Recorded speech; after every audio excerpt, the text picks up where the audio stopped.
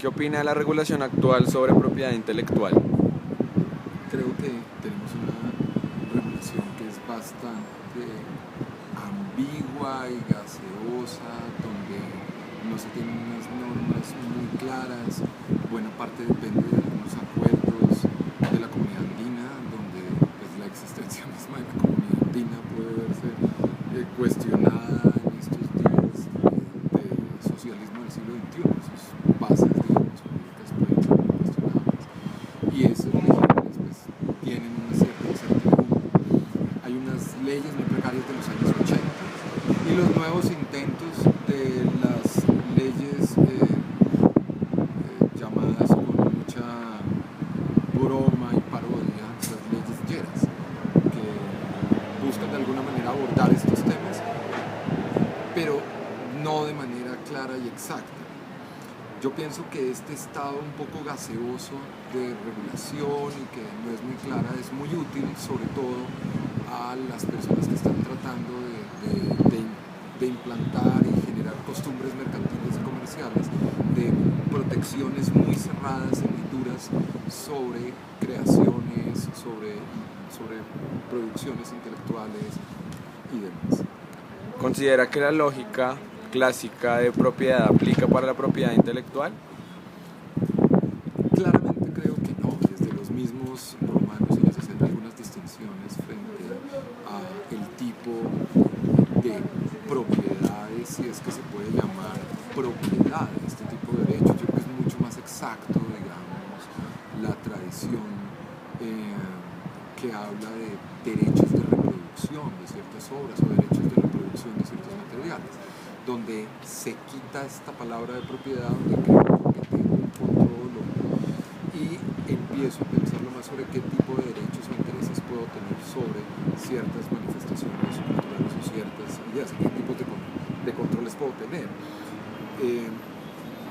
Uno de los avances más importantes en este campo, sin duda alguna, han sido los trabajos del lado de Richard Stallman con el copyleft o de Lawrence Lessig con las ideas de Creative Commons.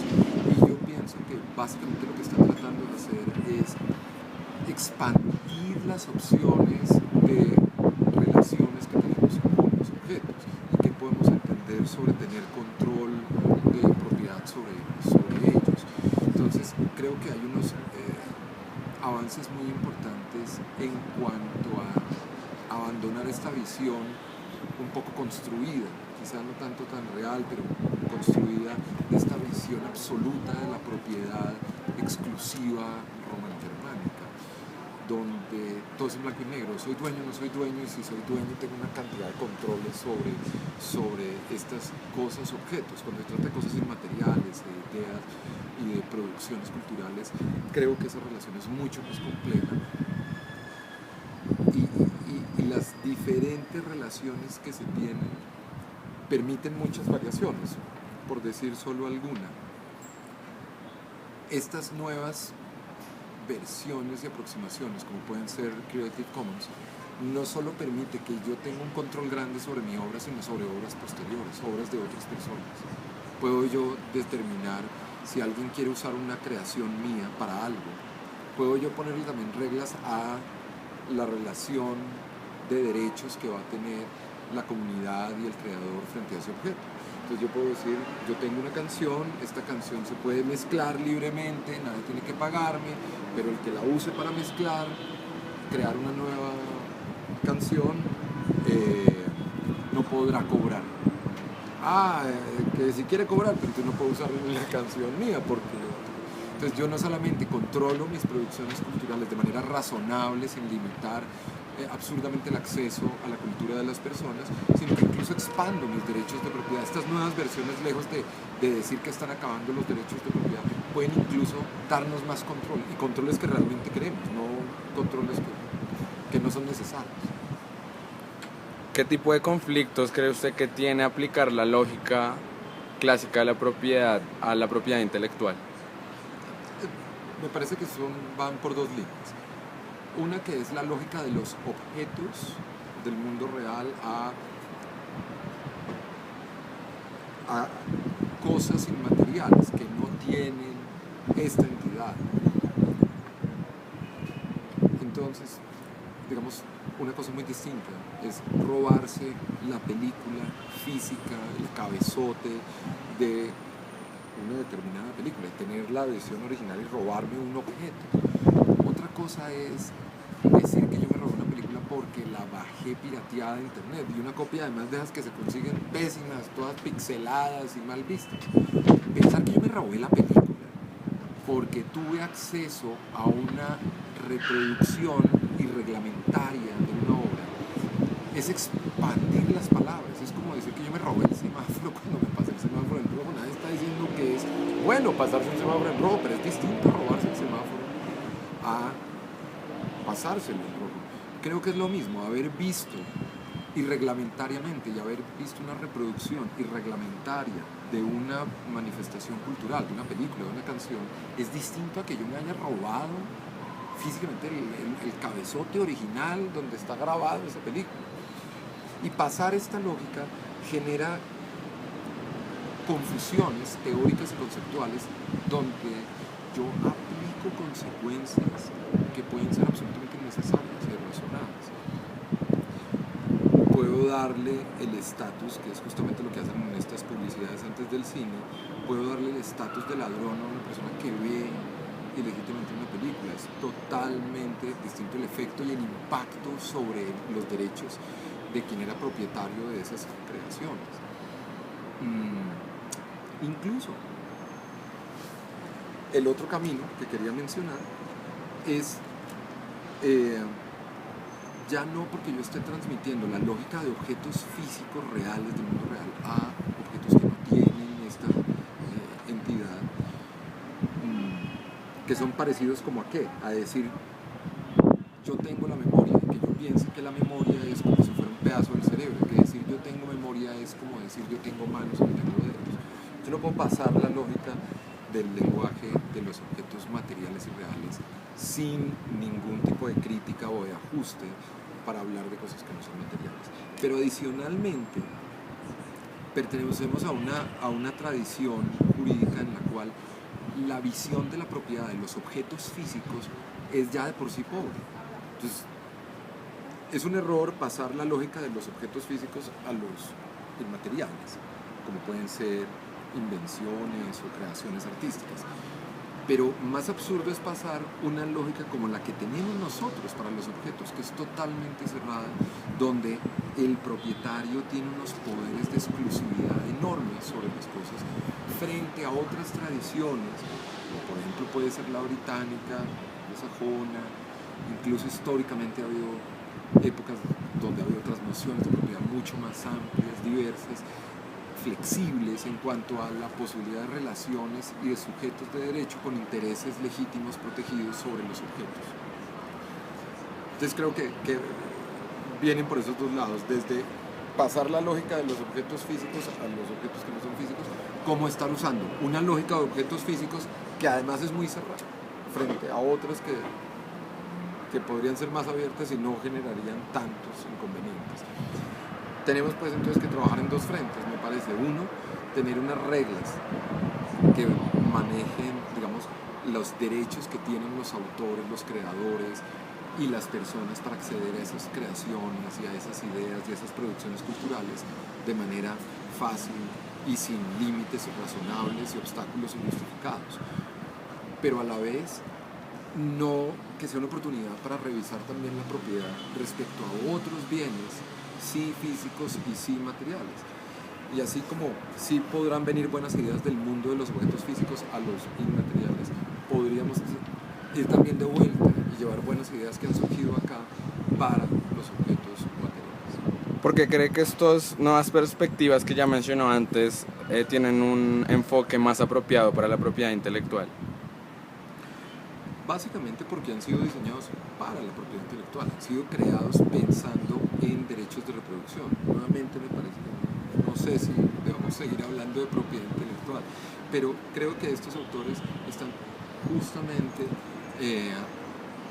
pensando alternativas distintas precisamente porque ellos tienen este problema. O sea, la creación del copyleft es la lucha entre personajes como Richard Stallman en el laboratorio de MIT o personas como Bill Gates para patentar los programas, para tener un control sobre esas ideas. Y del otro lado diciendo no, la relación con esas ideas no debería ser de propiedad y que a uno le tengan que pagar por haber hecho esas ideas, porque está un uso libre y amplio sobre estas ideas. Y no es, y en Richard Stallman es clarísimo, que hablar de copyleft o hablar del free software no es hablar de software gratuito, software que no es pagado, sino simplemente no puede ser que bajo el influjo de que debe haber un retorno justo y equitativo de los costos en que ha ocurrido algo, salga una idea de que eso legitima de por sí que tiene que haber una propiedad intelectual tal cual como la conocemos, con un copyright donde yo controle todas las posibilidades de reproducción y de la manera como se haga, y nadie pueda controlar eso. Justamente lo que él estaba afectando era a eso. De hecho, él no es abogado, es un ingeniero. Muchas de estas ideas han surgido de personas que necesitan tener nuevas formas de aproximación a las creaciones culturales, y que ven como día a día las tesis que son creadas por abogados pagados por capitales interesados en unos controles desmesurados sobre la reproducción posible de estas ideas, cada día más van acentuando la idea de que es justo y es legítimo que uno tenga control sobre estas ideas. Poco a poco se nos está olvidando que cualquier creación artística, tarde que temprano, será de todos. Hoy todavía la legislación más o menos se pregunta ¿cuántos años puedo protegerlo? Pero poco a poco los abogados de Walt Disney, de Mickey Mouse, que es como quienes van corriendo la línea, buscan que pensemos que es justo que esto sea de por vida, que así como es perpetua la propiedad sobre una tierra o un edificio, puede ser perpetua la propiedad sobre Luke Skywalker, o sobre la figura de Darth Vader, o sobre ciertos poemas, o sobre ciertas tonadas, o American Online que compró el Happy Birthday to Me, y que eso debería ser hasta per secula seculorum, y que nunca debe haber un momento en el cual eso entre al dominio público, al dominio común. Yo pienso que por eso se ajustan más, porque son ideas que justamente han surgido para pelear la idea de expandir las nociones de propiedad hacia las ideas. Y esta es una lucha que no es nueva. El primer lugar donde se dio, y por lo cual no hay una propiedad en sentido puramente estricto, no deberíamos usarlo, es por las mismas discusiones en la independencia norteamericana. Para ellos era clarísimo que si se iban a poner propiedades sobre las ideas, sobre muchas de sus manifestaciones, se iba a trancar ese mercado abierto democrático de ideas, que es justamente el fundamento de la democracia, donde yo ponga control sobre las ideas. Hoy en día pues, son los médicos los que ya quieren conservar la propiedad intelectual sobre sus experimentos y demás. No sé si llegaremos a un día en el cual los jueces reclamen que sus sentencias no puedan ser transcritas sin sus autorizaciones en el copyright. Pero ya estamos llegando poco a poco a eso. De hecho, les cuento que buena parte de la jurisprudencia de la Corte Constitucional, hubo un momento donde la Universidad de los Andes quería sacar unos CDs y entregarlos y regalárselos a todos los jueces del país. No podía, porque el Consejo Superior de la Judicatura argumentaba que como se habían tecleado esas sentencias por y con los recursos del Consejo Superior de la Judicatura, la tecleada, la puesta, sí, no las ideas, no pueden ser de nadie, pero sí la manifestación física de esas ideas, que eran los archivos de computador, eran de la rama judicial, y que por lo tanto los Andes, si quería hacer eso, tenía que coger cada sentencia y volverla a escribir y volverla a digitalizar. Poco a poco llegamos a esta locura donde la jurisprudencia empieza a encontrar barreras para ser reproducida. Creo que todas estas nuevas versiones están tratando de buscar un nuevo balance entre la producción de creación de nuevas ideas y el retorno a estas personas para que se les paguen por sus buenas ideas, sin que estas reglas de protección a estos derechos impliquen una restricción excesiva e irrazonada de la circulación de este conocimiento y de estas ideas.